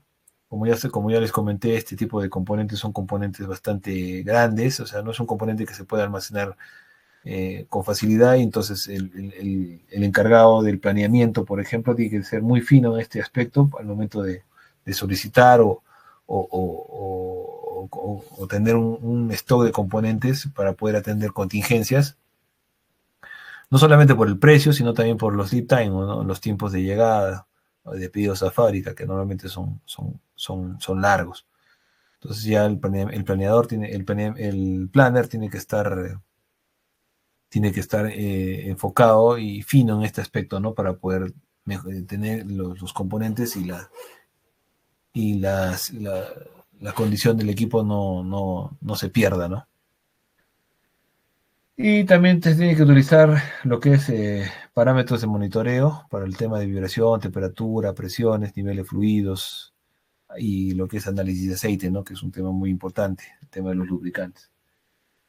Y lo que se está implementando últimamente es lo que es el sistema de monitoreo en línea, ¿no? La recopilación de forma remota, para poder evitar parar el equipo y poder ya hacer un análisis de salud de las condiciones del equipo a distancia, ¿no? Esto también es una tendencia que se está dando en los últimos años.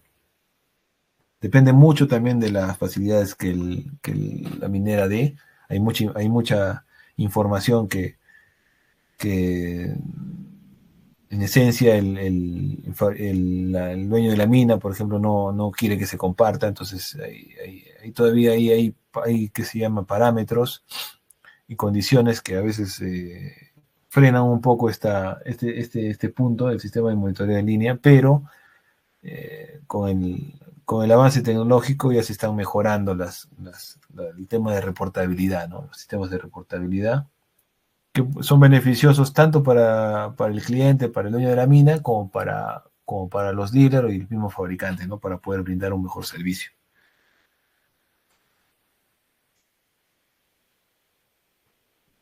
Dentro de las estrategias de soporte que se utilizan en la operación donde me desenvuelvo, básicamente nosotros nos dividimos en tres etapas, ¿no?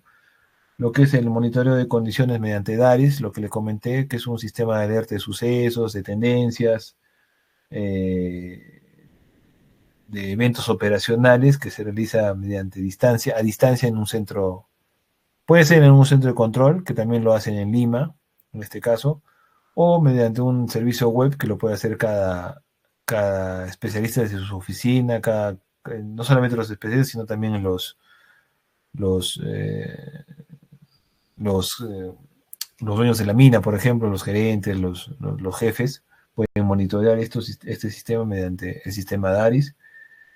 Y lo que se hace en campo básicamente son las inspecciones periódicas cada 150 horas en los cambios de guardia que les comenté, que son básicamente ventanas de oportunidad de 1 o 2 horas para poder hacer inspección visual, y algunas inspecciones mecánicas, ¿no? Operacionales, con el apoyo de los operadores.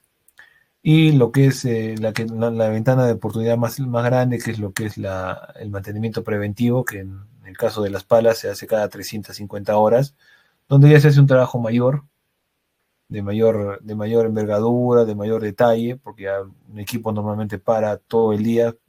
PM normalmente sabe durar de entre 12 a 14 horas, entonces ahí se aprovecha para poder hacer inspecciones ya con instrumentos, con sistemas NTD, con sistemas ya más especializados para poder detectar alguna falla o alguna condición del equipo. Y bueno, para culminar, les muestro un tipo de formato que se utiliza mucho allá para poder reportar incidencias o condiciones de los equipos. Básicamente el formato que se utiliza es donde se tiene información clara y concisa. No tiene que ser muy detallada, pero sí clara y concisa de los componentes y de los... para empezar, primero el modo de falla, la condición, el efecto del componente y una pequeña hipótesis o causa raíz, en una primera instancia, y después esto puede ser desarrollado ya con más expertise una vez analizada ya bien la falla, pero como una primera instancia o como evento preliminar, nuevamente se utiliza este tipo de formatos que se comparte tanto al cliente como al fabricante, ¿no? Para poder registrar y poder, ¿qué se llama?, tomar la mejor decisión para poder solucionar el problema o la falla. Siendo el objetivo principal de los KPIs de soporte mantener una disponibilidad operacional bastante alta. Normalmente en este tipo de equipos se mantiene por encima de del 90%. El tiempo de respuesta a eventos tiene que ser medible y tiene que ser, se busca que el MTTR sea menor a 2 horas para eventos, para fallas comunes. El cumplimiento se tiene que cumplir, pero para esto se tiene que tener un cumplimiento del 100% de las rutinas mensuales, de los planes de mantenimiento que les mencioné anteriormente. Tiene que ser alcanzable para poder reducir la reducción de hallazgos críticos al mayor de 50% al mes. O sea, digamos, nosotros tenemos que tener una reducción de hallazgos críticos mediante los reportes bastante alto para poder evitar justamente fallas catastróficas en los equipos. Y finalmente tenemos que, mediante encuestas relevantes de satisfacción al cliente, nosotros debemos tener una aceptación de más del 90% para poder hacer medible este tema de la satisfacción del cliente, que es importante no solamente para el tema de productividad, sino para el tema de ventas de componentes y de equipos mayores, ¿no? Para que básicamente el cliente esté contento con el equipo y con el servicio que se le brinda.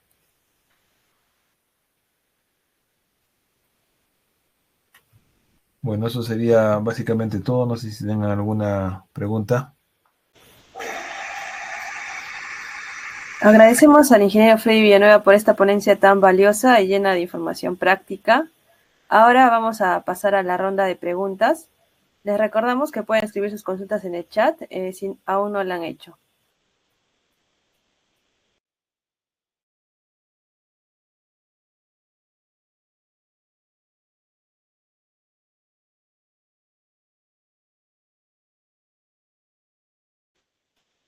Buenas noches, ingeniero. Bueno, tenemos aquí la pregunta de la señorita Gabriela Soto, planificadora de mantenimiento en Junín. Nos indica: las perforadoras Caterpillar presentan desgaste irregular en el sistema de rotación. ¿Cómo detectar si es por operación o por ajuste mecánico?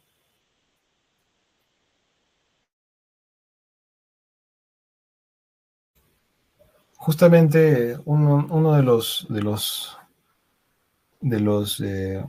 eventos más comunes es el desajuste del sistema de rotación, ¿no?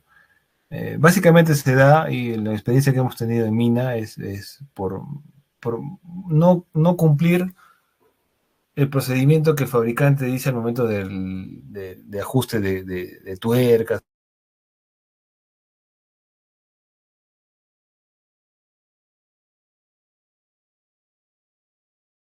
Disculpe, ingeniero, no se le escuchó, se cortó la señal. ¿Me copian ahí? Ahora sí, ingeniero. Ya, sí, con respecto al sistema de rotación en las perforadoras, sí, efectivamente nosotros también hemos tenido eventos relacionados a este sistema, que básicamente se dan porque el cliente o en este caso el dealer no respeta o no sigue al pie de la letra los procedimientos de mantenimiento, las tolerancias, por ejemplo, en lo que es los ajustes y los cambios los cambios cíclicos de los lubricantes. Entonces, cuando no se lleva al pie de la letra tal cual dice el fabricante, empezamos a tener este tipo de problemas en lo que es el sistema de rotación, ¿no? Se puede detectar, sí, por un tema operacional, y justamente es ahí donde se utiliza en el caso de nosotros, utilizamos el sistema DARIS para poder monitorear no solamente los parámetros de temperatura, parámetros operacionales propiamente del equipo, sino también movimientos, ¿no? Y muchas veces el operador, por ejemplo, por falta de capacitación o por falta de, o básicamente por querer ahorrar el tiempo, por querer hacer alguna maniobra que no está permitida, entonces genera que sobreesfuerzos en los sistemas de rotación, y en este caso el sistema de rotación, pero también se da en el sistema de hoist o pull down, y malogran de alguna manera los componentes, ¿no? Entonces, ¿cómo se podría identificar ese tipo de acciones operacionales justamente con el sistema de monitoreo a distancia, ¿no? Y dependiendo mucho del fabricante, cada uno tiene un sistema de monitoreo a distancia, entonces ahí podemos monitorear acciones operacionales y poder determinar qué se llama, cuál es el modo de falla o por qué se están dando esas condiciones para que el componente se desgaste prematuramente y no cumpla con el tiempo de vida adecuado, ¿no? O programado. Perfecto, ingeniero. Tenemos otra pregunta. Nos escriben: hola, soy Patricio Morales, técnico eléctrico en una mina de cobre en Calama. En las palas Caterpillar 7495 hemos tenido fallas en contactores por humedad. ¿Qué protección recomienda para alargar su vida útil?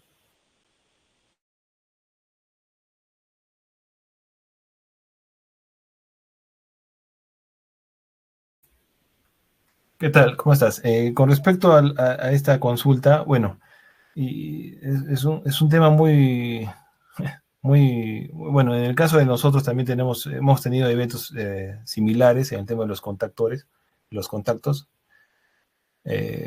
Básicamente lo que utilizamos aquí es utilizar grasas conductivas que evitan que se produzca la corrosión de los componentes. Se realiza también la limpieza mediante lo que decimos acá, los borradores de los contactos, para poder evitar ese arco y evitar, bueno, por lo menos aquí en lo que es el sur del Perú no tenemos mucho evento con respecto a eventos por humedad, porque acá básicamente es un clima seco. Sin embargo, sí hemos tenido eventos de humedad en lo que es tarjetas, por ejemplo, ¿no? Que producen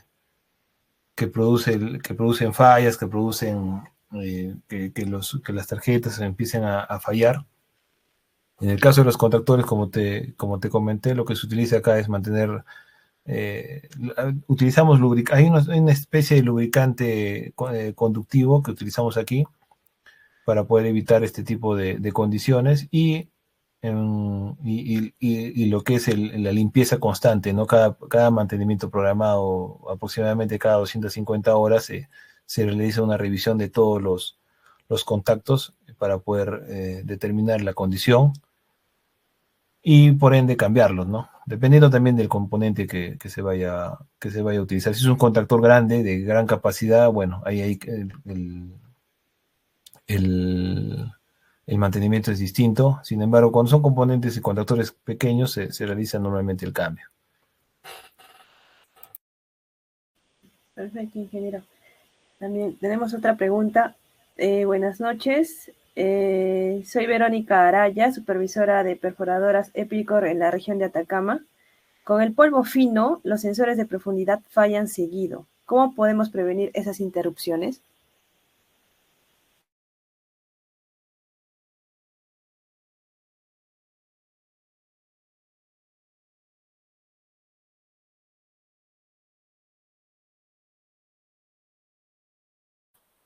Bueno, ahí, por ejemplo, se podría revisar el tipo de sensor también que están utilizando, ¿no? Dependiendo de si es un sensor inductivo o un sensor capacitivo, de acuerdo a la aplicación, se podría determinar cuál utilizar de acuerdo al contexto, ¿no?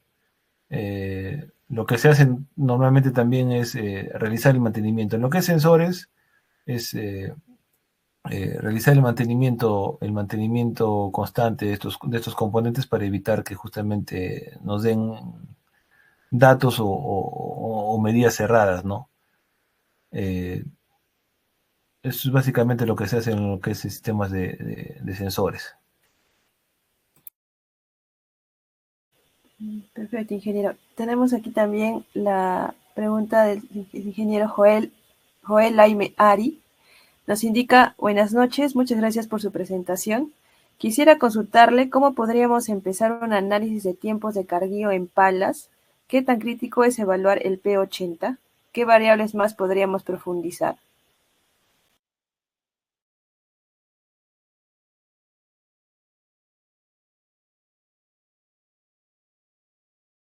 Perdón, repíteme la pregunta, por favor, no te copié toda la pregunta.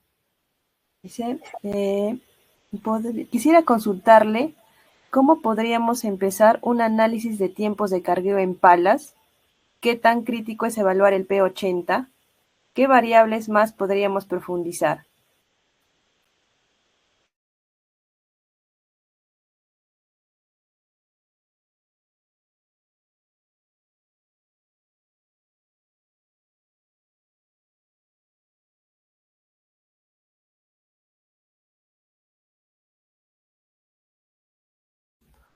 Claro, en este caso el P80, que está relacionado a lo que es el parámetro de fragmentación, específicamente, ¿no?, en la carga de material de palas mecánicas. Sí, uno de los parámetros importantes es saber el tipo y la condición de la voladura, ¿no? Por ejemplo, no es lo mismo, el ciclo de carga definitivamente va a variar cuando la voladura o la condición de la voladura no es la más adecuada. Entonces, actualmente las palas ya están empezando a implementar sistemas de monitoreo de, de monitoreo de fragmentación para poder justamente copar bien el balde, tener una perforación, una voladura bastante fina para poder copar bien el balde y con eso poder mejorar eh, los ciclos de carga, ¿no? Entre mejor sea una voladura, eh, el ciclo de carga del camión va a ser bastante más rápido, el operador le va a costar menos tiempo poder llenar el balde, ya sea porque el material está más suelto, está mejor distribuido, entonces va a ser mucho más fácil y mucho más rápido poder completar el ciclo de carga y básicamente mejorar el ciclo de carga, ¿no? El ciclo de carguillo de los camiones. Sin embargo, para esto, CAT y algunos otros fabricantes también ya están implementando sistemas de monitoreo, ya sean diseños locales o desarrollos locales, mediante cámaras para poder ver granulometría y poder ver qué se llama la condición de la voladura, como también por sistemas de pesaje de las mismas palas, ¿no? Los sistemas upload que les decimos acá, que, bueno, mediante ese peso y el tipo de voladura uno puede determinar básicamente cuál es la condición de la voladura y poder conversar con operaciones para que este tipo de condición mejore y sea la más óptima y al momento de cargar un camión. Ahora, no solamente tiene un impacto en lo que es el ciclo de carga, también en lo que es, en lo que es la misma condición de los componentes mayores, por ejemplo, lo que es transmisiones. Y es un fenómeno que hemos visto aquí, ¿no? Por ejemplo, en lo que es operaciones de Sauder acá en Moquegua, hemos visto que nos hemos percatado de que las mallas, por ejemplo, Operaciones Mina ha optado por hacerlas más anchas, más separadas. Entonces, esto ocasiona que la voladura sea de menor calidad. Por ende, en la pala se está forzando más al momento de realizar el carguío, se está demorando más también en poder llenar el balde, porque a veces hay bolones que le dicen acá que no han sido volados de manera adecuada, entonces eso te quita volumen al momento de cargar y por ende tiene un efecto en lo que es la productividad, ¿no? Yo pienso que básicamente es poder optimizar estos sistemas, que son sistemas nuevos, porque actualmente o anteriormente uno se valía de la pericia básicamente del operador, ¿no? Si el operador era bueno y sabía llenar su balde como corresponde, entonces el ciclo de carga normalmente era más o menos regular. En cambio, ya hay sistemas alternos, sistemas de monitoreo, sistemas adicionales de control que hacen que esta condición pueda variar y pueda ser más óptima, ¿no? En el tiempo.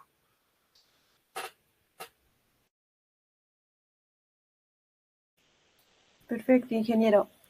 Para finalizar, queremos agradecerle nuevamente por compartirnos su experiencia y conocimientos. Sin duda serán de gran utilidad para todos nosotros. También queremos agradecer a cada uno de ustedes por acompañarnos y ser parte de esta comunidad que apuesta por el aprendizaje y la mejora continua. Gracias nuevamente y nos vemos en una próxima sesión. Buenas noches.